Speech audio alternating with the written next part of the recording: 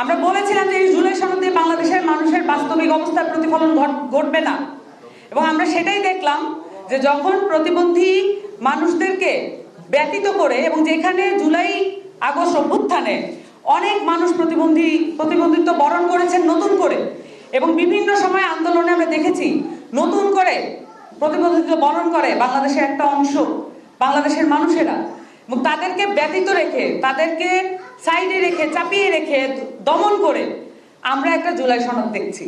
আমরা এটাকে একটা প্রতিবন্ধী জুলাই সনদ বলতে চাই। আমরা মনে করি না এই জুলাই সনদ যেভাবে যে আদেশটা দেওয়া হয়েছে এটা দিয়ে আসলে মানুষের যে আশাকাঙ্ক্ষা এটা প্রতিফলিত হবে, এটা আমরা মনে করছি না। এই কারণেই এনসিপি গণমানুষের রাজনৈতিক দল হিসেবে এই জুলাই সনদে স্বাক্ষর করেনি, আপনারা দেখেছেন। আমরা এখনো মনে করি যে যে গণভোট সামনে আসছে এবং বাংলাদেশের মানুষের যে হ্যাঁ বলার যে আকাঙ্ক্ষা সেইটা উঠে আসবে, এবং সেইটাই হচ্ছে একমাত্র যেটা এই জুলাই সনদকে সেই বৈধতা দিতে পারে। আমরা যখন বলেছি জনতাই বৈধতা, আমরা মনে করি জনগণের যে গণভোটের মাধ্যমে উঠে আসা যে হ্যাঁ ভোট, সেটাই এই জুলাই সনদের বৈধতা হয়ে উঠবে, সবচেয়ে বড় বৈধতা হয়ে উঠবে।